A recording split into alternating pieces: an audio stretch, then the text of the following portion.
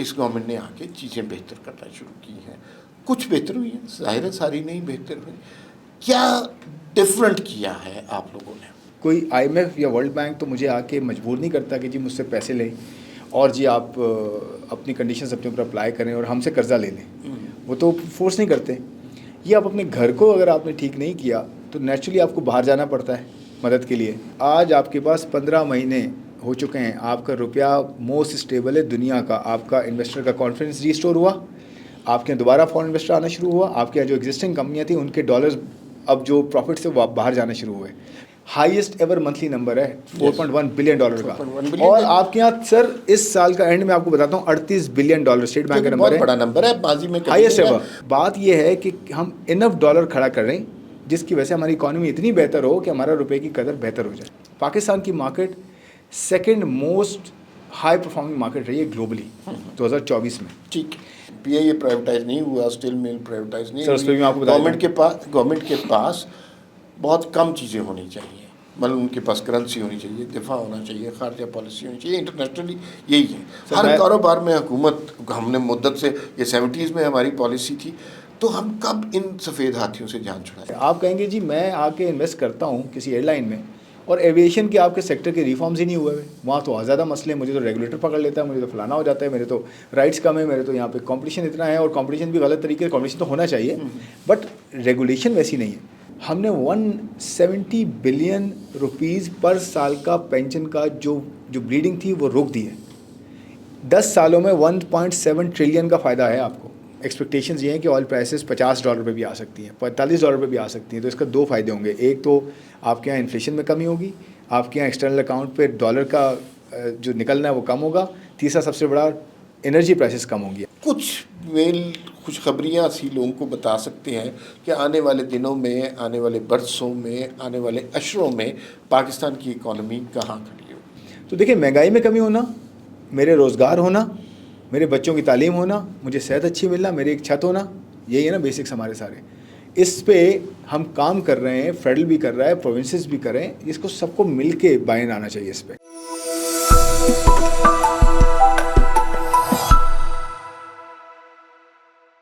जी नाज़रीन, अस्सलाम वालेकुम। वी न्यूज़ एक्सक्लूसिव के साथ आज एक बहुत ही ज़बरदस्त इंटरव्यू आपको लिए लेके आए हैं। मईशत के हवाले से बात होगी, मईशत में होने वाली मस्बत तब्दीलियों के हवाले से बात होगी, कहाँ कहाँ हुकूमत पाकिस्तान से कहीं कोई कच्ची कमी रह गई है, उसके ऊपर भी कुछ सवाल उठाए जाएंगे। इन सवालात का जवाब देने के लिए एक बहुत ही बाहुनर होनहार नौजवान हमारे पास मौजूद हैं, और ये फाइनेंस मिनिस्टर के एडवाइज़र हैं, लेकिन बेतहाशा काम कर रहे हैं। मैं बड़ी खुशी से इस्तकबाल करता हूँ एडवाइज़र टू फाइनेंस मिनिस्टर जनाब खुर्रम शहजाद साहब का। बहुत खुशी हुई कि इतने यंग लोग जो हैं अब हमारी गवर्नेंस में, मिनिस्ट्रियों में आ रहे हैं और अच्छे ओहदे पे आ रहे हैं। तो आपको कैसा लग रहा है? जी, अस्सलाम वालेकुम। Very kind of you sir to invite me over. It's my pleasure. मैं आपको बड़ा फ़ैन हूँ, मैंने आपको ये ऑफ कैमरा भी बताया, और आपको देखते आए और आपसे सीखते आए। और sir it's actually fortunate for me कि मुझे अल्लाह ने मौका दिया है अपने मुल्क के लिए काम करने का और कुछ अपने हिस्से की एक शमा जलाने का।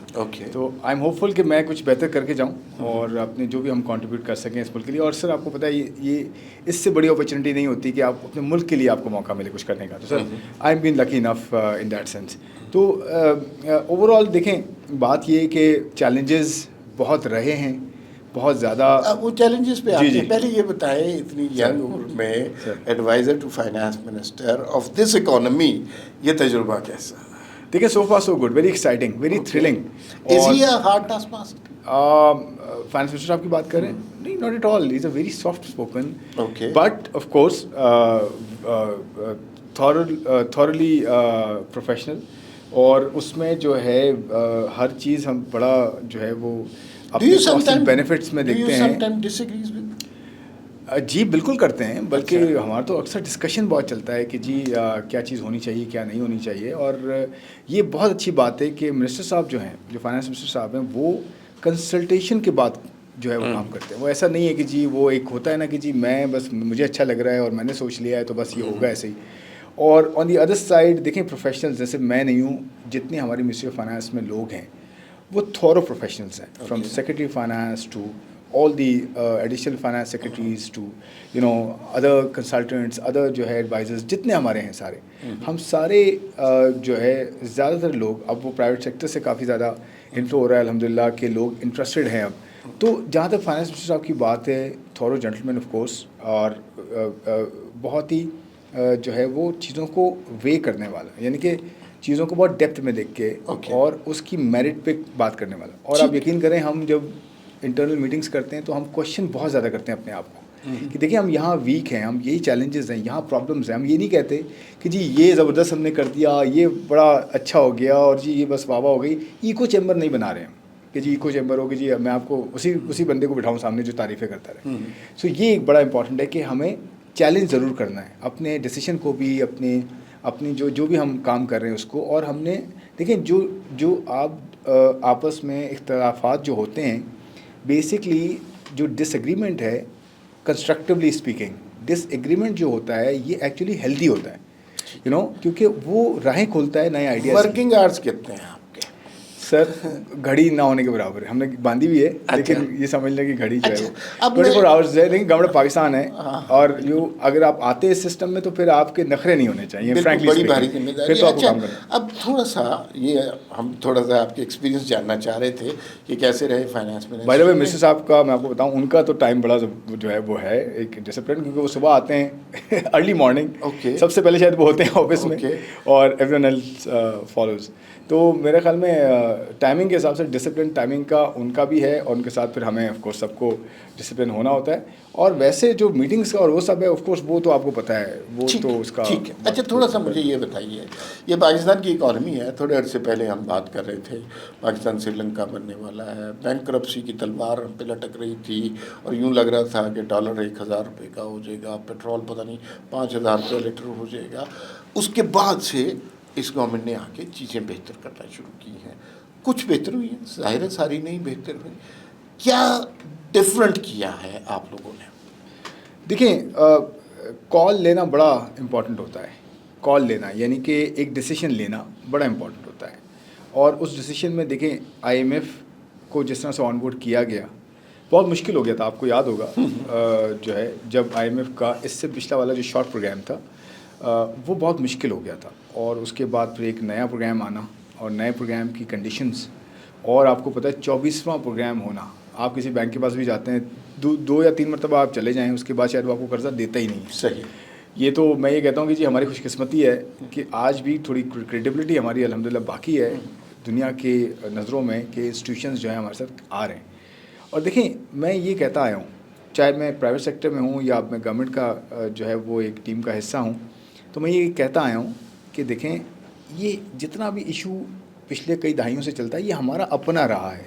देखें, कोई IMF या वर्ल्ड बैंक तो मुझे आके मजबूर नहीं करता कि जी मुझसे पैसे लें और जी आप अपनी कंडीशंस अपने ऊपर अप्लाई करें और हमसे कर्जा ले लें, वो तो फोर्स नहीं करते। ये आप अपने घर को अगर आपने ठीक नहीं किया तो नेचुरली आपको बाहर जाना पड़ता है मदद के लिए, उसकी अपनी कंडीशंस होती हैं, उसकी अपनी जो है वो स्ट्रिंग्स अटैच होते हैं। तो ये जितना भी इशू रहा है ये हमारे साथ रहा है, हमने अपने घर को ठीक नहीं किया, जिसकी वजह से इस नहज पे पहुंचे। अब आपने क्या कुछ स्टेप्स हमें बताएं जो ठीक करने के लिए लिए हैं? जी, मिसाल के तौर पे मैं आपको बताता हूँ। देखें, एक मैं आपको जर्नी बता रहा हूँ कि 15 महीने पहले हम डिफ़ॉल्ट के वर्ष पे थे। आप यकीन करें, अल्हम्दुलिल्लाह हम उस पॉइंट से आगे नहीं गए, यानी कि उस डायरेक्शन में आगे नहीं गए। ठीक। आप श्रीलंका की आपने बात की है ना, ये बड़ा इंपॉर्टेंट पॉइंट है। यकीन करें, पाकिस्तान अगर डिफ़ॉल्ट करता ना उस पॉइंट पे, तो ये श्रीलंका का 10x होता या 15, मतलब 10 गुना या 15 गुना होता, या इससे भी ज़्यादा होता। देखें, पॉपुलेशन बहुत सिग्निफिकेंट एक साइज़ है ना आपका, आप 25 करोड़ हैं, और उसके साथ साथ डाइवर्स कितने हैं आप। ठीक है। तीसरी ये कि आपके यहाँ जो है वो अंडरस्टैंडिंग वैसी इकॉनमी की, और वैसे भी देखें, सीधी बात है मार साहब, जब आपका पेट खाली होता है तो आपको फिर इकॉनमी समझ नहीं आती, आपको पेट भरना होता है पहले। ठीक है। सबसे बड़ी बात ये है कि जो श्रीलंका की सिचुएशन थी ना, हम उससे बहुत वर्ष होते। अब यकीन करें, ये जो आपको महंगाई अब आज नज़र आई ना पिछले 15 महीनों में, अब जाके वो रिकॉर्ड लेवल पर आ गई है। ये तो लेवल आप इमेजिन नहीं कर सकते कहाँ जाता। मैं छोटा सा नंबर आपको देता हूँ सर। तुर्की आपके सामने है, नाइजीरिया आपके सामने, अर्जेंटीना आपके सामने है, और इजिप्ट आपके सामने। ये मोरलेस वो कंट्रीज़ हैं जो कि इन्हीं इश्यूज़ में रहे हैं खासकर अर्जेंटीना एंड इजिप्ट, पाकिस्तान के हिसाब से आप देखेंगे ना, वो स्टोरीज आपको सेम नज़र आएंगी। वहाँ पे आप सिर्फ 1 साल पहले की इन्फ्लेशन निकालें, वहाँ पे इन्फ्लेशन चल रही थी ऑन एवरेज, बता रहा हूँ, ये 3-4 कंट्रीज़ की 35%। सर हमारे यहाँ देखिए, महंगाई इसलिए करूँ, महंगाई is the key indicator that affects everyone, ठीक है, from bottom to all the way up. तो वहाँ पे जो इन्फ्लेशन थी वो 35% थी आज, और हमारी जो इन्फ्लेशन थी उस वक्त मई 2024 की मैं बात कर रहा हूँ, हमारी सर इन्फ्लेशन का जो रेट था वो था कोई 38% के अराउंड, 38 या 39%, हाईएस्ट एवर कोई 7 दहाइयों की। और फूड इन्फ्लेशन थी 49% हमारे यहाँ, वहाँ एवरेज CPI इन्फ्लेशन थी 35%। आज आप निकालें रिसेंट इन्फ्लेशन वहाँ की, एवरेज इन्फ्लेशन सर वही 35% पे है, हम कितने पे हैं? 0.7% पे लास्ट नंबर रमज़ान का है। रमज़ान में लोवेस्ट इन्फ्लेशन है पाकिस्तान में, ऑल दो स्क्वीज़ होते हैं, स्क्यूनेस होती है कि जी चिकन थोड़ी बढ़ गई, शुगर बढ़ गई थोड़ी। मेरा क्वेश्चन था कि वो स्टेप्स बताएं जिसकी, ये तो सबको पता चल रहा है ना जी कि इन्फ्लेशन कम हुआ, प्राइस कम हुई, रमज़ान में प्राइसेस ठीक रही हैं, क्या मेजर स्टेप्स, स्ट्रेटजी में क्या चाहिए पॉलिसी लेवल पर? बिल्कुल सही। देखें, महंगाई 3-4 वजूहत पे होती है। नंबर 1, आपके यहाँ जो महंगाई होती है वो सप्लाई साइड पे शॉर्ट होने की वजह से होती है। आपके यहाँ 2022 का जो है ना वो सैलाब आया था, और वो स्टोरी हिस्ट्री का बहुत ज़्यादा जो है वो मैसिव, उसने जो है वो हिस्ट्री का मैसिव लॉस उसने आपको दिया था। उसमें आपको 1/3 ऑफ पॉपुलेशन वाज अफेक्टेड, और आपकी जो है वो $30 बिलियन का, रफली वर्ल्ड बैंक का नंबर है, $30 बिलियन का आपको लॉस दिया था इकोनॉमी पे।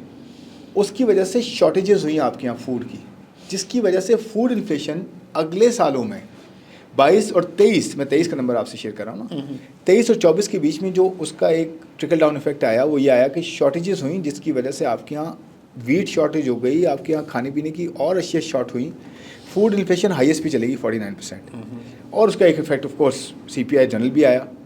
फिर जो वॉर थी इंटरनेशनल, जो यूक्रेन और रशिया की वॉर थी, जिसने ऑयल प्राइसेस को नई पीक दी, उसकी वजह से आपके यहाँ जो है वो इम्पैक्ट पड़ा। फिर आपके यहाँ रुपया डीवैल्यू हुआ था, क्योंकि आपने वही करंट अकाउंट डेफिसिट 2022 में जो छोड़ के गए थे $17 बिलियन का, वो फिर इम्पैक्ट हुआ। फिर IMF के पास जाना पड़ा, IMF की आपने बातें नहीं मानी, आपने उनको मुनरिफ हो गया आप बेसिकली अपने कमिटमेंट का, जिसकी वजह से रुपया जो है वो 309 तक चला गया था, आपके डॉलर 309 तक, और जो ओपन मार्केट है 330 तक, 35 तक चला गया था जी। तो क्या क्या हुआ? नंबर 1, सबसे पहले करेंसी को जो है होर्डिंग को और स्मगलिंग को रोका गया, जिसमें सबसे बड़ा रोल लॉ इन्फोर्समेंट एजेंसीज़ का था, जिसमें उन्होंने स्मगलिंग पे काबू पाया, और जो ग्रे चैनल्स थे उनको रोका। ग्रे चैनल्स क्या थे सर? ओपन मार्केट में आपका जो रेट चल रहा है वो एक्सचेंज कंपनियाँ दे रही होती हैं, इंटर बैंक में जो डॉलर का रेट होता है वो बैंक्स दे रहे होते हैं। तो ये 2 रेट तो समझ में आते हैं, इन दोनों में बहुत गैप आ गया था। और रेमिटेंसेस फिर आपके यहाँ ग्रे चैनल से आ रही थी ना, क्योंकि पिशावर का एक रेट चल रहा था, एक अफगानिस्तान का अलग रेट था, एक आपका कोयटा का अलग रेट था। तो रुपया डॉलर इतना ज़्यादा जो वो था, अवेलेबिलिटी इतनी फ्रेगमेंटेड थी और सप्लाई होर्डिंग हो रही थी। तो state bank and law enforcement agencies, state bank ने क्या किया, रिफॉर्म किए एक्सचेंज कंपनीज़ के रिफॉर्म्स। उसमें क्या किया कि छोटी जो एक्सचेंज कंपनीज थी उनको बंद किया गया या उनको मर्ज किया गया बड़ी कंपनीज़ के साथ। और बैंकों को यह कहा गया कि क्योंकि आपके पास बड़ा नेटवर्क है तो आप क्या करें, आप एक्सचेंज कंपनियां खोलें ताकि आप डॉक्यूमेंटेड हैं, आप जो है वो प्रॉपर चैनल हैं, तो आपके थ्रू जो कंपनियां खुलेंगी वो बेहतर होंगी। तो ये स्टेट बैंक ने रिफॉर्म किया, लॉ इन्फोर्समेंट एजेंसीज ने स्मगलिंग और होर्डिंग और ये जो ग्रे चैनल्स हैं इन पे काबू पाया। रिज़ल्ट क्या हुआ सर? आज आपके पास 15 महीने हो चुके हैं, आपका रुपया मोस्ट स्टेबल है दुनिया का, आपका इन्वेस्टर का कॉन्फिडेंस रिस्टोर हुआ, आपके यहाँ दोबारा फॉरेन इन्वेस्टर आना शुरू हुआ, आपके यहाँ जो एग्जिस्टिंग कंपनियाँ थी उनके डॉलर्स अब जो प्रॉफिट से बाहर जाना शुरू हुए, जो कॉन्फिडेंस बूस्टर था। अच्छा, लोग ये सवाल पूछते हैं, मैं कंप्लीट कर रहा हूँ। उसके बाद वो जो रुपया और डॉलर की स्टेबिलिटी रही, जिसकी वजह से IMF, वर्ल्ड बैंक और इन्होंने आपको, और रेटिंग एजेंसीज, इन्होंने आपको कहा कि जी अब पाकिस्तान का एक्सटर्नल अकाउंट जो है वो बेहतर हो गया है। आपके सर इसका इफेक्ट क्या हो, मैं इसको कंप्लीट कर रहा हूँ। जब आपका रेट ओपन मार्केट और बैंक में एक हो गया, इसका मतलब क्या हुआ कि आपकी इनफॉर्मल मार्केट कम हो गई, ख़त्म हो गई, या तो या कम हो गई, बहुत कम हो गई। उस रेट की वजह से एक्सपर्ट पाकिस्तानी ने कहा कि मुझे यहाँ पे जो है बैंक के थ्रू भेजूँ तो ज़्यादा फ़ायदा हो रहा है, ओपन मार्केट सही अच्छा रेट दे रहा है, तो मैं क्यों ग्रे चैनल से जाऊँ जब मेरे पास गैप नहीं है इतना बड़ा। पहले क्या हो रहा था, 280 का अगर ऑफिशियल रेट था तो 310 मुझे मिल रहे थे, जब 315 मिल रहे थे तो मैं किससे भेजता पैसे? मैं कहता भाई वहाँ ज़्यादा मिल रहे हैं मुझे ग्रे चैनल से, तो वहाँ से भेजूँ। तो गवर्नमेंट का भी नुकसान, उस भेजने वाले का भी नुकसान, रेमिटेंस का नुकसान, इन्वेस्टर कॉन्फिडेंस लूज़ हो रहा था, ये सारा रिस्टोर हुआ। फिर आज रेमिटेंस का कल का नंबर मैं आपसे शेयर कर रहा हूँ, आपने देखा भी होगा, हाईएस्ट एवर मंथली नंबर है 4.1 बिलियन डॉलर का। 4.1 बिलियन और आपके यहाँ सर इस साल का एंड में आपको बताता हूँ 38 बिलियन डॉलर स्टेट बैंक का नंबर है, बहुत बड़ा नंबर है, बाजी में हाईएस्ट एवर। मुझे अब ये बताइए, लोग ये देखिए, लोगों के बुनियादी से सवाल होते हैं, और वो बुनियादी से सवाल पे हम जब इकोनॉमिक या मॉनेटरी टर्मिनोलॉजी में फंस जाते हैं ना, लोग थोड़े से कंफ्यूज होते हैं। लोगों के बुनियादी से सवाल है, डॉलर और कम होगा, कितना कम होगा, ये तो लोग तो ये जानना सही है। चाहते हैं। ठीक है, मैं पहले एक और जवाब देता हूँ मैं आपको। मैं इससे रिलेट, आपका इन्फ्लेशन का क्वेश्चन था ना कि क्या गवर्नमेंट ने किया ऐसा, जो लॉ इन्फोर्समेंट एजेंसीज का ये एक्शन लेना, स्टेट बैंक का रिफॉर्म करना, गवर्नमेंट ऑफ पाकिस्तान का अपने कर्ज़ों को कम करना रिलेटिवली। ठीक है, आपको पता है कर्ज़ों को कैसे नापा जाता है? कर्ज़ों को नापा जाता है कि जो इकॉनमी है, मईशत जो है, ये कर्ज़ा मईशत में यूज़ कैसे हो रहा है। इसको कहते हैं कर्ज़ा और मईशत का एक रेशो होता है कि उतना कर्ज़ा ले रहे हैं कि जितना हम उससे कुछ फ़ायदा उठा रहे हैं मईशत में। इसे अंग्रेज़ी में कहते हैं डेट टू जीडीपी। ठीक है सर, डेट टू जीडीपी हमारा जो कर्ज़े हैं मईशत के हिसाब से 75% तक पहुंच गए थे 2023 में, पब्लिक डेट टू जीडीपी जो पब्लिक गवर्नमेंट का है। आज वो 2024 का नंबर जो लास्ट आया वो 67% पे आ गया, नीचे आया कर्ज़ा आपका। सही, तो सर ये अच्छी डेवलपमेंट है। बिल्कुल अच्छी इसकी वजह से आपके यहाँ महंगाई में कमी होना शुरू हुई कि आपका रुपया स्टेबल हुआ, क्योंकि रुपया बाइस बनता है बाहर की महंगाई लाने में। अगर रुपया डिवैल्यू होता है, अपनी कदर खोता है, तो तेल जो हम बाहर से मंगाते हैं महंगा हो जाता है, बाहर से और फूड की अशिया मंगाते हैं महंगा हो जाता है। तो एनर्जी और कमोडिटी प्राइसेस बाहर तो गिरी, ये बिल्कुल सही रीज़न है, लेकिन रुपया स्टेबल करना कोई छोटी बात तो नहीं थी। ठीक है, वो जिसकी वजह से नहीं सर, मैं कंप्लीट कर रहा हूँ। नहीं, अब इससे आगे मैं कंप्लीट कर रहा हूँ। सवाल मुकम्मल हो गया, मुझे आपसे 50 सवाल करने हैं, एक सवाल के एक जवाब लास्ट में हम पॉइंट, इतना टाइम लास्ट लगा पॉइंट, दें। Last point. हाँ। जो फिजिकल डेफिसिट है, यानी कि हाँ। गवर्नमेंट के कर्जे, गवर्नमेंट के खर्चे और गवर्नमेंट के जो आमदन है, इसको एक बैलेंस करना। ठीक है, जिसकी वजह से महंगाई कम होती है, क्योंकि कर्जे कम लेंगे तो महंगाई कम होगी, इंटरेस्ट रेट कम होगा, शरह सूद कम होती है, तो आपके यहाँ जो है वो इन्वेस्टमेंट होती है और रोज़गार का बायस बनता है। तो ये सब हुआ, तो जिससे नंबर आपको बेहतर नजर। अब मुझे ये बताएं, डॉलर कम हो रहा है, कब कम हो रहा है? सर देखें, डॉलर जो है कम क्यों बनाना चाहते हैं आप? मैं एक सवाल है मेरा, काउंटर सवाल है, कम क्यों कराना चाहते हैं? नहीं, आप मुझसे सवाल नहीं कर सकते, मैंने आपसे सवाल करना है। मैं इसलिए कह रहा हूँ इंपॉर्टेंट क्यों है। हाँ। देखें, डॉलर की या रुपए की वो किसी भी पॉइंट पे एक वैल्यू होती है।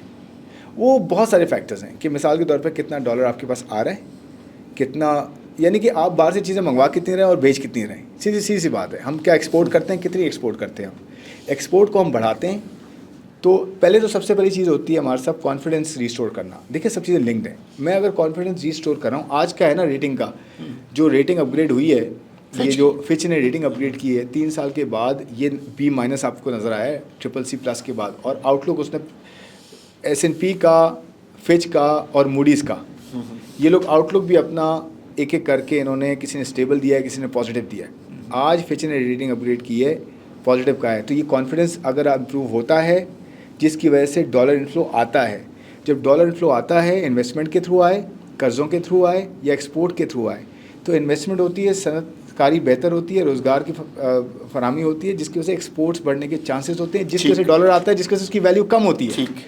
इस the other way around also, कि अगर हम ज़्यादा इंपोर्ट करेंगे तो आप जो मुझसे डॉलर की बात कर रहे हैं, तो मैं आपसे ये कह रहा हूँ कि कॉन्फिडेंस बेहतर हो रहा है, रिजर्व्स हमारे एक्सपेक्टेड हैं बेहतर हों, इन्वेस्टमेंट आने के चांसेस हैं। हमने मिनरल की कॉन्फ्रेंस की है, उसमें बहुत ज़्यादा अच्छी वाइब्स क्रिएट हुई हैं। 300 से ज़्यादा ग्लोबल इन्वेस्टर्स डेलीगेट्स आए, from US, from Europe, from Middle East, from China, from Saudi Arabia, from Turkiye, हर जगह से आए। मिनरल्स का आपका इतना बड़ा पोटेंशियल है कि एक सिंगल जो ये आपका रेकोडेक है, इसके 15 डिपॉजिट्स हैं, 5 पे काम शुरू हुआ है, फेज़ 1 और फेज़ 2।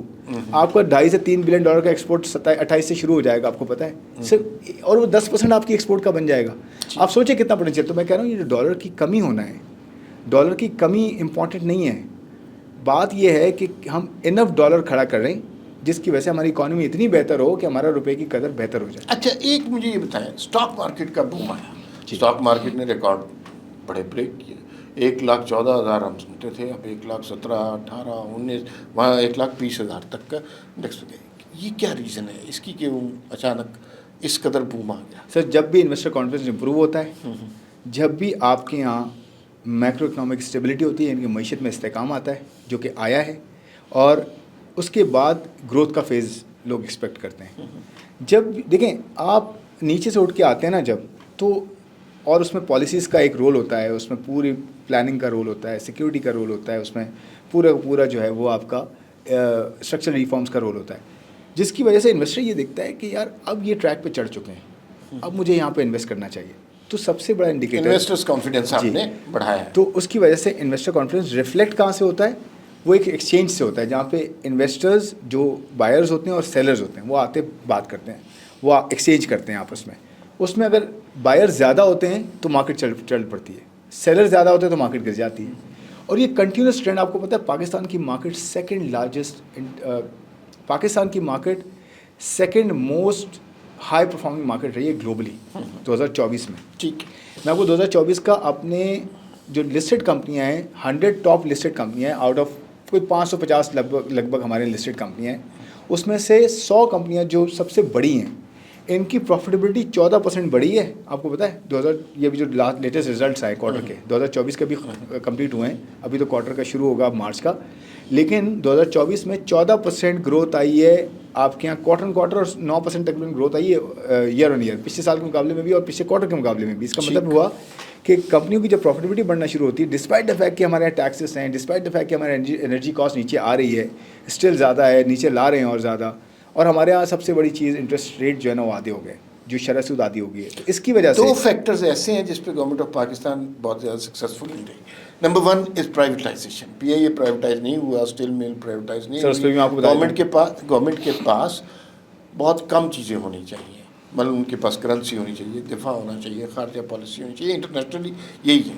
हर कारोबार में हुकूमत, हमने मुद्दत से ये 70s में हमारी पॉलिसी थी, तो हम कब इन सफ़ेद हाथियों से जान छुड़ाएं? सर सबसे बड़ी बात इसमें हुकूमत की नाकामी तस्लीम करेंगे आप? सर बिल्कुल हुकूमत की नाकामियाँ जो है होती आई हैं, तस्लीम मैं करूँगा कि कितने अरसे से होती आई हैं। सबसे अच्छी चीज़ क्या हुई रिसेंट टाइम पे? अच्छी चीज़ ये हुई कि, और मैं बिल्कुल एग्री करता हूँ, देखें गवर्नमेंट को तो बिज़नेस में होना ही नहीं चाहिए। आपको पता है इस वक्त मैं आपको थोड़ा सा स्ट्रक्चर रिफॉर्म्स पे बताता हूँ कि हम स्ट्रक्चर रिफॉर्म्स में क्या कर रहे हैं। देखिए पहले प्राइवेटाइजेशन पे बात करते ये उसका हिस्सा है ना, मैं हाँ, इसलिए कह रहा हूँ। देखिए प्राइवेटाइजेशन की जहाँ तक बात है, उसमें पीआईए की जहाँ तक बात है, एक बड़ा हमारे ओवरऑल प्राइवेटाइजेशन स्ट्रेटजी की बात करें ना, देखें इज देयर एनी स्ट्रेटजी? जी देयर इज़ अ स्ट्रेटजी। मैं ये कह रहा हूँ कि पीआईए से स्टार्ट में कर रहा हूँ ना, कि पीआईए हमारा आगे तक गया, पहली अटैम्प्ट में आगे तक चला गया, मतलब अटैम्प्ट से मुरादी के बिड के लिए गए, तो ये बड़ी बात है। इंडिया की मैं आपको एग्जांपल देता हूँ, जो इंडियन एयरलाइंस सर 6 मरतबा वो मार्केट में जाते जाते रही है, बिड तक नहीं जा सकी, हम गए आगे तक, बिड हुई, बिड नाकाम हुई, वापस आए, अब दोबारा जा रहे हैं। आप देखेंगे ये इसी मंथ में जो है ना उसका एक्सप्रेशन इंटरेस्ट दोबारा फ्लोट होने जा रहा है, और अब इंटरेस्ट ज़्यादा है पहले से। उसकी वजह क्या है? उसकी वजह ये कि पीआईए का ऑल्दो कंपनी को अलग किया गया, होल्डिंग कंपनी को अलग किया, कर्जे कुछ वहाँ पार्क किए, होटल्स उस कंपनी में करके उनको अलग कर दिया, एसेट्स एंड लायबिलिटीज़ अलग कर दी, एक कंपनी साफ़ सुथरी की जिसका एक अब प्रॉफिट आना शुरू हुआ है, और उस कंपनी को आगे लेके जा रहे हैं। सर डेवलपमेंट्स क्या क्या हुई हैं? एक डेवलपमेंट ये हुई कि यूरोप खुल गया आपके लिए, पेरिस खुला सर, कितनी बड़ी डेवलपमेंट है, बहुत बड़ी अचीवमेंट। सर यूके खुलने जा रहा है आपके लिए इंशाल्लाह। ठीक है। थर्ड ये कि उसके अंदर जो होल था लॉसेस का, उसको प्लग कर दिया गया। चौथा ये जहाज़ों की इंपोर्ट पे और जहाज़ों की सर्विसेज इंपोर्ट पे 18% सेल्स टैक्स था, जो लुक्रेटिव सर प्रोडक्ट उसको हटाया गया ना आपने, तो बनाया है ना सर। हाँ। तो बात ये है कि मैं ये हमेशा इस चीज़ का हामी रहा हूँ कि आप पहले चीज़ को ठीक तो करें भाई। बेचने, मैं आपको कोई भी चीज़ दूंगा आप थोड़ी खरीदेंगे, मैं आपको आपके हिसाब से कोई चीज़ बेसिक बेयर मिनिमम पे बना के दूंगा तो बिकेगी वो। दूसरी इससे बड़ी चीज़ ये कि सेक्टोरल रिफॉर्म्स हो रहे हैं या नहीं हो रहे। आप कहेंगे जी मैं आके इन्वेस्ट करता हूँ किसी एयरलाइन में और एविएशन के आपके सेक्टर के रिफॉर्म्स ही नहीं हुए, वहाँ तो और ज़्यादा मसले, मुझे तो रेगुलेटर पकड़ लेता है, मुझे तो फलाना हो जाता है, मेरे तो राइट्स कम है, मेरे तो यहाँ पे कंपटीशन इतना है, और कंपटीशन भी गलत तरीके से, कंपटीशन तो होना चाहिए बट रेगुलेशन वैसी नहीं है। तो सर मुझे तो सेक्टर को भी ठीक करना है ना, हम जड़ से पकड़े ना प्रॉब्लम को। ठीक है, अच्छा जड़ से प्रॉब्लम को पकड़ना चाहिए। एक इशू पे बात करते हैं मुझे कि एक और जगह जहाँ पे हमें हुकूमत की नाकामी लगती है वो ये है कि कॉस्ट, जो नॉन डेवलपमेंट एक्सपेंडिचर आपके होते हैं, पब्लिक सेक्टर कॉस्ट, वो नहीं काम कर सके। देखिए, कहा ये गया था कि हम 12-14 मिनिस्ट्रियाँ रखेंगे, फिर उसके बाद पहले 27 लोग आए, फिर 57 लोग आ गए, हुकूमत के एक्सपेंडिचर, दौरे, ये वो, सिक्योरिटियाँ, ये बहुत ज़्यादा हो गया हुआ है, इसको हम नहीं कर सके। आपने 1.5 लाख लोग निकाले, लेकिन वो लोग थे ही नहीं, तो आपने 1.5 लाख जॉब्स का ख़त्म किए हैं। तो इस पे क्या हुकूमत सीरियसली अपने एक्सपेंडिचर कम करने की तरफ कोशिश कर रही है, या सिर्फ ये स्लोगन है? अगर आप मुझे सिर्फ वक्त दें, मैं आपको बताता हूँ कि क्या किया जा रहा है, जिसकी वजह से इम्पैक्ट कैसे आएगा। मैं बस उसका एक कमेंट बस कंप्लीट कर लेता हूँ कि प्राइवेटाइजेशन में पीआईए, उसके होटल्स, डिस्कोज जो डिस्ट्रीब्यूशन कंपनीज हैं, पावर की जो सबसे बड़े हाथी हैं हमारे पास जिसमें लॉसेस बहुत हैं, उनको लाया गया है, वो ऑलरेडी प्रोसेस का हिस्सा बन गए। और फिर उसके बाद 24 कंपनियां जो स्टेट ओन एंटिटीज़ हैं उनको लाया गया है प्राइवेटाइजेशन। तो this is a whole list of companies which need to be privatised. मैं आता हूँ आपकी ये देखें, ये जो आप बात करें डेवलपमेंट एक्सपेंडिचर, जी मैं राइट साइजिंग की बात करता हूँ। मैं बात करता हूँ कि फेडरल गवर्नमेंट जो है इसका सर $3 बिलियन का आपको पता है सालाना बजट है फेडरल गवर्नमेंट का, सिर्फ $3 बिलियन, 839 बिलियन रुपीज़ टोटल। अच्छा, इसमें से ना ये किस चीज़ का है? इसमें फेडरल गवर्नमेंट के पास 43 मिनिस्ट्रीज़ हैं, 43 और आपको पता है डिपार्टमेंट्स कितने हैं? कोई 400+ डिपार्टमेंट्स हैं। Can you imagine? आप इमेजिन कर सकते हैं कि फेडरल गवर्नमेंट ने अपने आप को कितना फैलाया हुआ है, कितना फैलाया हुआ है। हाँ। और ख़ासकर आफ्टर 18 अमेंडमेंट कितना फैलाया हुआ है ना सर। इसको हम कम कर रहे हैं। हमारा प्लान क्या है? अभी तक कम नहीं कर सकते जी, ये ऐसा नहीं हो सकता कि अभी मैं कहूँ और कल कम हो जाएगा, लेकिन 15 मंथ्स नहीं 15 मंथ्स में भी नहीं होगा। मैं आपको ये बता दूं, अगले 2 साल भी आप वेट कर सकते हैं, करेंगे आप वेट, क्योंकि number 1 it's a political government, ये हमें एक्सेप्ट करना चाहिए। कोलिशन गवर्नमेंट है, हमने सबको साथ लेके चलना है। और इसमें सर पॉजिटिव डेवलपमेंट्स इसके बावजूद आई हैं, मैं आपको अभी बताता हूँ। इसके अंदर जो 43 मिनिस्ट्रीज हैं, इसमें से शायद हमने एक बंद भी कर दी है। हमने क्या किया, हमने एक राइट साइजिंग का प्लान डेवलप किया है। उसके अंदर 8 वेव्स हैं, 5 मिनिस्ट्रीज़ हैं इन ईच वेव्स, 5 या 6 मिनिस्ट्रीज़ हैं। तो कम कोई 8 में बन जाती हैं आपकी, 5 में आपकी अगर डालें आप तो तकरीबन 40-42 बन जाती हैं। तो ये जो इसमें से 2 वेव्स को हमने ऑलरेडी कर दिया इम्प्लीमेंट। 1.5 लाख वेकेंट पोस्ट से स्टार्ट कर दिया है, 1.5 लाख एलिमिनेट करने के लिए कैबिनेट का डिसीजन है इसके ऊपर। और बाकी वेव्स पे हमने ये पूरा काम जून तक कंप्लीट कर लेना है। पेंशन रिफॉर्म्स जून तक की टारगेट है एजेंडे का हिस्सा। सर इसका बस सुन लेना कि जो वेव्स हैं इसके अंदर हमने मिनिस्ट्रीज को डाला है। इसमें पावर है, इसमें फाइनेंस खुद भी है, इसके अंदर आईटी है, साइंस है, इंडस्ट्रीज है, यू नेम इट। हम तो कहते हैं ना एजुकेशन और हेल्थ को आप डिवॉल्व करें, वो तो है डिवॉल्व, को करना ही है। इसके अलावा भी बहुत सारे काम हैं ऐसे जो फेडरल गवर्नमेंट का काम ही नहीं है। तो ये कहते हैं कि जी डेट अगर फेडरल गवर्नमेंट ले रही है तो किसके लिए लेती है? पूरे पाकिस्तान के लिए लेती है। डिफेंस पूरे पाकिस्तान के लिए है, या पावर सेक्टर की सब्सिडी पूरे पाकिस्तान के लिए। तो जितना डिवॉल्व करेंगे सर, सबसे बड़ा इशू पता है क्या है? स्ट्रक्चरल रिफॉर्म सबसे बड़ा, वो मेरे नज़दीक वो ये है कि 3rd लेयर ऑफ डेमोक्रेसी कब हम क्रिएट करेंगे। हम डिवॉल्व करके लोकल लेवल पे कर फाइनेंस मिनिस्ट्री ने करना है सर, ये तो आपको पता है लार्जर वो है ना, पूरे आपके सारे स्टेक होल्डर्स ने मिलकर करना है। फाइनेंस मिनिस्ट्री का काम तो नहीं है, लेकिन मैं कह रहा हूँ स्ट्रक्चरल रिफॉर्म है ये बहुत बड़ा। दूसरा, आपने जो बात की पेंशन पे, सर नंबर सुने आप, 170 बिलियन रुपीज़ का, इनफैक्ट 170 बिलियन का हमने, मतलब हमने पेंशन में किया क्या? हमने बहुत सारी ओवरलैपिंग चीज़ों को सिर्फ कम किया है।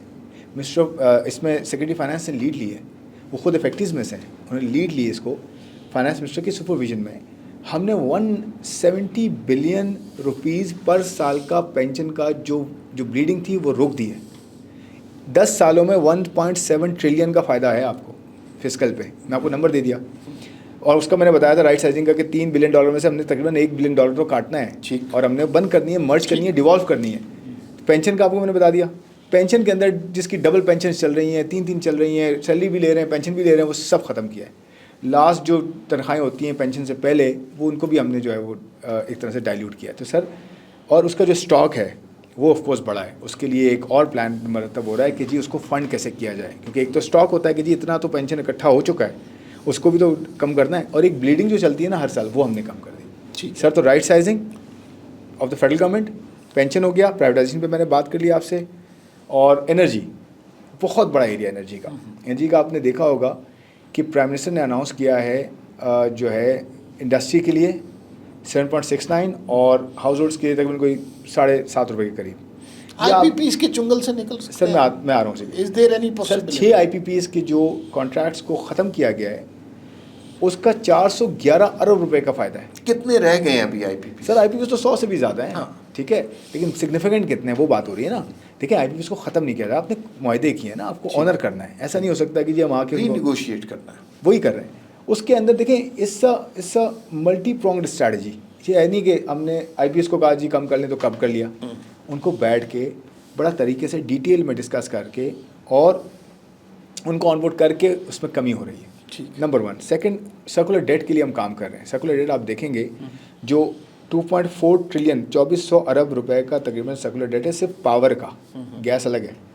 पावर के सर्कुलर डेट में हमने आधा इसका अमाउंट कोशिश कर रहे हैं कि बैंकों के साथ एक डील ऐसी हो जिसमें बैंक इसको जो है वो फंड करें कर्जे की सूरत में, या इसको जो है वो इसके against of course cash flows हैं, और हम इसको आधा कर दें।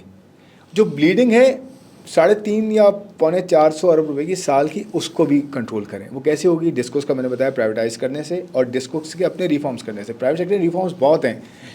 आपको ऑल्टरनेट फ्यूल्स पे भी जाना है, सोलराइजेशन और वो सारा। आपको लोगों को ग्रिड पे भी लाना है। सोलर वाले ये अपना फैसला वापस ले लिया? सर, यस, कौन सा फैसला? सोलर वो टैक्स लगा रहे थे ना आप? नहीं, कोई टैक्स नहीं। कौन सा? अब खत्म हो कोई गया? टैक्स ही नहीं है। कोई टैक्स नहीं है सोलर पे? नहीं, सोलर वाले आज़ाद हैं? नहीं, टैक्स कौन नहीं था? टैक्स की बात वो रूमर्स थी कि जी टैक्स लग रहा है।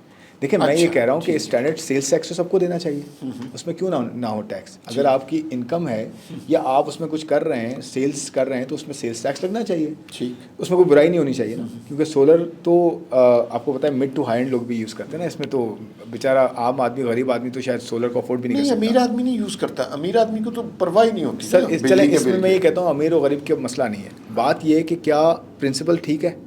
तो सर मैं आपको ये बताना चाह रहा हूँ कि पावर सेक्टर रिफॉर्म्स के अंदर पूरी डिस्कोस की रिवैम्पिंग, यानी कि जो पूरा देखें हमारे यहाँ पावर बनाने का इशू नहीं है, पावर पहुँचाने का प्रॉब्लम है। उस पहुँचाने का जो सिस्टम है इसको रिवैम्पिंग किया जा रहा है। फिर पावर सेक्टर की कॉस्ट को इंडस्ट्रीज़ के लिए कम किया जा रहा है। आप देखेंगे ऑयल प्राइसेस नीचे आ गई हैं, आप मज़ीद कमी देखेंगे इंशाल्लाह आने वाले दिनों में अगर ये प्राइसेस रहती हैं। और एक्सपेक्टेशंस ये हैं कि ऑयल प्राइसेस $50 पे भी आ सकती हैं, $45 पे भी आ सकती हैं। तो इसका दो फ़ायदे होंगे। एक तो आपके यहाँ इन्फ्लेशन में कमी होगी, आपके यहाँ एक्सटर्नल अकाउंट पे डॉलर का जो निकलना है वो कम होगा। तीसरा सबसे बड़ा, एनर्जी प्राइसेस कम होंगी आप। Cost of production. उसके साथ सर इंटरेस्ट रेट कम हुआ है, तो एनर्जी के अंदर इंटरेस्ट का भी कॉस्ट, ये शरह सूद का भी बहुत ज़्यादा हिस्सा है ना, वो भी कम हो रहा है। तो इंडस्ट्री के लिए राहें खुल रही हैं इन्वेस्टमेंट की, ईज़ ऑफ डूइंग बिजनेस की, क्योंकि इंटरेस्ट रेट नीचे होगा। और टैक्स में भी मैं आपको बता दूँ हम कोशिश कर रहे हैं सैलरी क्लास के लिए बेहतरी करने की। हाँ। देखिए हम फंड प्रोग्राम में ये आसान नहीं है, लेकिन कोशिश तो कर सकते हैं ना, वो कर रहे हैं। फाइनेंस मिनिस्टर ने कितनी बार कहा है कि जी हम पूरी कोशिश करेंगे कि सबसे पहला जो रिलीफ है वो सैलरी क्लास को मिले। उसके साथ फिर फॉर्मल सेक्टर से टैक्स का बर्डन किस तरह से कम हो या बटे। और wholesale, retail and agriculture and real estate, इन सब पे टैक्स बढ़े। जो नहीं हो रहा वो कंप्लायंस और इन्फोर्समेंट के थ्रू हो। ये वो वाले सेक्टर्स हैं, मैं आपको बताता हूँ, agriculture, wholesale, retail and trade. आपको पता है 45% ऑलमोस्ट ये कंट्रीब्यूट करते हैं इकोनॉमी में, और सिर्फ 1% टैक्स देते हैं। ठीक है। और जो बाकी, और जो बाकी 99% जो है वो 55% जो है वो 99% टैक्स देते हैं। तो ये तो इक्वेशन ही ठीक नहीं है ना। One last question sir FBR का मैं आपको लास्ट बताता हूँ। हाँ, FBR का जी बताइए। देखिए FBR की डिजिटाइजेशन पे बहुत काम हुआ है, साथ में पॉलिसी को कलेक्शन से अलग कर दिया है। ये कितनी हम बातें करते थे ना किसी ज़माने में, अब कर दिया है। जो पॉलिसी विंग है वो फाइनेंस में होगा, उसमें डेवलपमेंट इकोनॉमिस्ट, टैक्स के जो इकोनॉमिस्ट है वो आपको बताएंगे कि इकोनॉमिक वैल्यू कैसे क्रिएट होती है, कि टैक्स सिर्फ लगा देना और सिर्फ नंबर्स को पूरा कर लेना ही नहीं होता ना, इसकी वजह से नुकसान हुआ आपकी इकोनॉमी को। हम टैक्सेस को कम करें तो एक्टिविटी बढ़ती है, बेहतरी होती है। Taxes a by product. तो सर ये रियलाइजेशन आ रही है पॉलिसी बोर्ड के थ्रू। जो पॉलिसी बोर्ड होगा, जो पॉलिसी जो प्लेटफॉर्म होगा, वो बताएगा कि टैक्स कितना किस पे होना चाहिए। देखें सर मैं आपको एक चीज़ बताता हूँ, tax is not just a collection, is not for collection only, is for direction also. मुझे अगर किसी सेक्टर को लाना है या कहीं पे मुझे इंसेंटिवाइज करना है, टैक्स के थ्रू तो करूँगा ना मैं, ताकि लोगों से। आखिरी सवाल तो ये हमने कर दिया है। Very good. अच्छा मुझे ये बताइए, आपका काम दो हैं, एक तो एडवाइस करना मिनिस्ट्री को, दूसरा जो मिनिस्ट्री के कारनामे हैं, अच्छाइयाँ बुराइयाँ, वो कम्युनिकेट करना। अच्छा ये ज़्यादा मुश्किल काम है कम्युनिकेशन। मुझे ये बताइए कि अब जाहिर है आपकी नज़र आम आदमी से ज़्यादा है कि फ्यूचर में क्या प्रोजेक्शंस आ रही हैं, क्या इकॉनमी की सूरत हाल होगी। कुछ मेल खुशखबरियाँ सी लोगों को बता सकते हैं कि आने वाले दिनों में, आने वाले बरसों में, आने वाले अशरों में पाकिस्तान की इकॉनमी कहाँ खड़ी होगी? सर देखें, सबसे बड़ी चीज़ तो ये कि पाकिस्तान ट्रैक पे आ गया है माशाल्लाह, और आगे जो है इससे बहुत बेहतरी होनी है, बहुत बेहतरी होनी है। उसकी वजह क्या है? देखिए, मैं क्यों होपफुल, क्वांटिफाई दिस, मैं क्यों होपफुल हूँ? Quantify this. जी, मैं बता रहा हूँ, बेहतरी का मतलब है महंगाई में कमी रहना, इन्वेस्टमेंट होना, रोज़गार का होना, गुर्बत में कमी होना, मतलब आपकी प्रॉस्पेरिटी है ना ओवरऑल। इसके कुछ सीधा सीधा हिस्से हैं, वो यही हैं सारे, कि जी मैं अगर एक फैमिली चलाता हूँ तो मेरे लिए एजुकेशन अवेलेबल हो और हेल्थ बेहतर हो। ये सूबों का काम है, सूबे इसमें रोल प्ले करें। और मैंने कहा ना कि जी तीसरी डेमोक्रेसी की जो लेयर है सबसे इम्पोर्टेंट, वो क्रिएट करें ताकि लोगों को उनके घर तक जो है वो सर्विस डिलीवरी मिल सके। फेडरल पे तो काम अपना करते रहेंगे, लेकिन नीचे ट्रिकल डाउन कैसे होगा? जब सूबे उसको ट्रिकल डाउन करेंगे डिवोल्यूशन की फॉर्म में आपकी लोकल गवर्नमेंट्स की तरफ। ये सबसे बड़ी चीज़ है ना, मैंने शुरू में भी कहा। तो देखिए, महंगाई में कमी होना, मेरे रोज़गार होना, मेरे बच्चों की तालीम होना, मुझे सेहत अच्छी मिलना, मेरी एक छत होना, यही है ना बेसिक्स हमारे सारे। इस पे हम काम कर रहे हैं, फेडरल भी कर रहा है, प्रोविंसेस भी कर रहे हैं, इसको सबको मिल के बाइन आना चाहिए इस पे।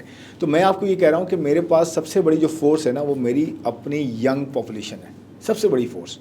यानी कि मेरे पास जो सबसे बड़ा मेरा पॉजिटिव एंगल है ना, वो ये है कि मेरे पास 2047 तक यूथ बल्ज है। यूथ बल्ज मेरा ऐसा है 2047 तक, बल्कि उसके बाद भी मेरे पास ये रहेगा। और ये मेरी होप है सबसे बड़ी, नंबर 1। अब देखें, ये भी तो हो सकता है कि जी ये चैलेंज भी तो है at the same time, threat भी तो है एट द सेम टाइम। आपके बच्चे भी तो, हर अपॉर्चुनिटी थ्रेट होती है। मेरे लिए ना मार साहब, ये जो मैंने आपसे बातें की हैं, ये ट्रांजिशनल ज़्यादा हैं कि जी आज मेरी इकॉनमी की ग्रोथ बढ़ जाएगी। मैं एक्सपेक्ट करता हूँ अगले साल उससे 2 साल में आपकी एक्सपोर्ट्स बढ़ने के बहुत इजाफा होगा इंशाल्लाह। आपकी इन्वेस्टमेंट बहुत आनी है। आपके मुल्क तो इन्वेस्टमेंट वर्जन है एक तरह से, अभी तक इतनी इन्वेस्टमेंट यहाँ पे पोटेंशियल है, 10-12 बिलियन डॉलर साल का कुछ नहीं है यहाँ पे। तो मैं कहना चाह रहा हूँ कि जी देखें, आपके पास ट्रांजेक्शनल प्रॉब्लम्स ये हमने पहले भी देख चुके हैं, जो मैं आपसे बातें कर रहा हूँ हमने पहले भी देखा, बेहतरी हुई, सब कुछ हुआ। यहाँ से कहाँ जाना ये इंपॉर्टेंट है। और उसमें सबसे बड़ा जो रोल है वो मुझे लगता है कि हमारे सारे स्टेक होल्डर्स का मिल के है, जिसमें 3-4 एरियाज़ हैं जो मुझे लगता है कि चैलेंजिंग हैं, जिनको हमें जो है वो हैंडल करना है। पॉपुलेशन ग्रोथ है आपके यहाँ, क्लाइमेट का इशू आपके यहाँ बहुत बड़ा है, ये अभी रियलाइज़ नहीं कर रहे हैं हम। पॉपुलेशन बल्ज जो है ना, यूथ बल्ज जो है, पॉपुलेशन ग्रोथ जो है उसको कंट्रोल करना है, क्योंकि रूट कॉज है वो लर्निंग पॉवर्टी का, चाइल्ड स्टंटिंग का। आपको 26-27 मिलियन बच्चा आउट ऑफ स्कूल है। तो ये मेरे लिए जनरेशनल प्रॉब्लम्स हैं। पर आप समझ रहे हैं कि जिसका क्वेश्चन भी आपने नहीं किया, मैंने खुद आपको ये कहा है कि ये एक्चुअल चैलेंज है। आप ये समझ रहे हैं कि जिस तरह इकॉनमी ग्रो कर रही है, फ्यूचर में हम इन प्रॉब्लम पर काबू पा लेंगे। अच्छा भाई, ये बताइए कि इन्वेस्टमेंट का पोटेंशियल तो हर कोई कहता है बेनतहा है, लेकिन उस इन्वेस्टमेंट को अट्रैक्ट करने का क्या तरीका सोचा गया? सो देखें, इन अ नटशेल गवर्नमेंट का 2 काम है गवर्नमेंट के। नंबर 1 पॉलिसी फ्रेमवर्क देना, secondly policy consistency and policy continuity. तीसरा जो काम है वो एक एनवायरनमेंट क्रिएट करना कि ईज़ ऑफ डूइंग बिजनेस हो और लोग यहाँ पर आएँ। चौथा है स्ट्रक्चरल रिफॉर्म्स। ठीक। और उसके साथ साथ फिर कहे कि जी देखिए, हमने आपको पॉलिसी दे दी, हमने आपको एनवायरनमेंट दे दिया, हमने अपने मसले हल कर दिए जो हमारी कोताहियाँ थी। अब आप आएँ, आप यकीन करें, ये अगर हम करने में कामयाब होते हैं और इस पर हम काम कर रहे हैं, आपका इन्वेस्टमेंट का पोटेंशियल हर साल 10 से 12 अरब डॉलर मिनिमम है, जो आपको कमिटी ऑफ नेशंस में लेके जाएगा। और मैं ये कहूँगा कि हम टैक्स अपना सिंसियरिटी के साथ ही जो हम देते हैं, जो भी टैक्स पेयर्स हैं, और हम ऐड करें, आप यकीन करें इस मुल्क का पोटेंशियल कोई मैच नहीं कर सकता। आपसे पहली दफ़ा मुलाकात है, I am very happy, very impressed. नौजवान हमारे इतनी डिटेल से काम कर रहे हैं और बहुत होपफुल भी हैं आप हमारे फ्यूचर के बारे में। होपफुल तो देखें प्लीज रिक्विजिट है ना। हाँ। अगर मैं होपफुल ना हूँ, पॉजिटिव ना हूँ, देखिए दिस ओनली वे। हाँ। और वो यही है कि आपको होपफुल होना है। मुझे बताएं कोई और हमारे पास ऑप्शन है अपने मुल्क के लिए? हो ही नहीं सकता ना। बिल्कुल सही है। One has to be hopeful। और आपका मैं अब शुक्रिया अदा कर सकता हूँ, आपकी तशरीफ़ आवरी का बहुत शुक्रिया। मुझे बहुत लुत्फ़ आया आपसे बात करके, और मुझे यूँ लगा कि अब हम बड़े अच्छे पोटेंशियल वाले लोगों के साथ बात कर रहे हैं, और हमारी जो मिनिस्ट्री है ना, वो भी मजबूत हाथों में। Thank you very much for coming sir. Thank you for बहुत वेरी काइंड सर।